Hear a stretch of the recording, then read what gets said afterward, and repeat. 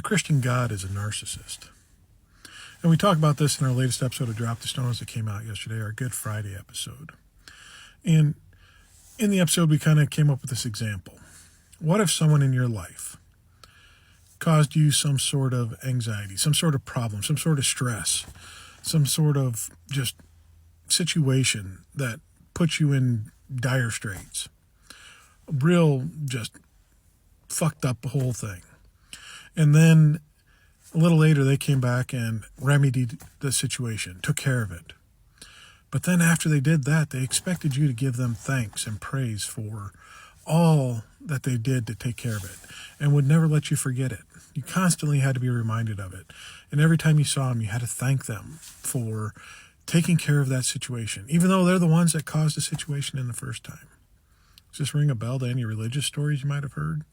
Where something may have been presented, a temptation of some sorts, and man took upon himself to give into that temptation. Satan lured him into a trap, maybe, shall we say.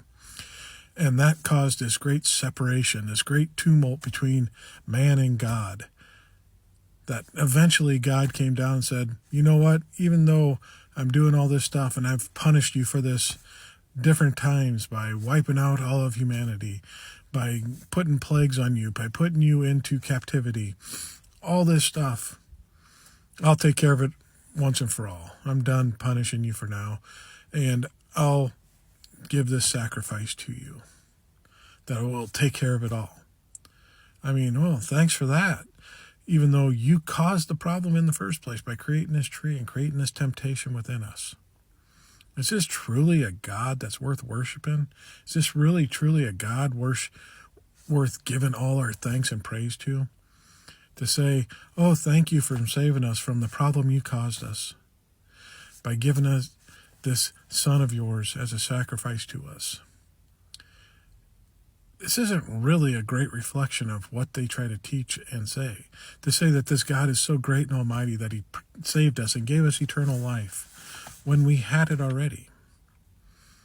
I mean, if you had something that you had to your children that you could pass on to them, and that would be their inheritance, but you took it away from them because they did something, you put a marshmallow out in front of them when they were young, before they had any reasoning abilities, and said, if you eat that marshmallow, I'm taking away all your inheritance. And of course they give in to it and eat the marshmallow because they don't understand the situation.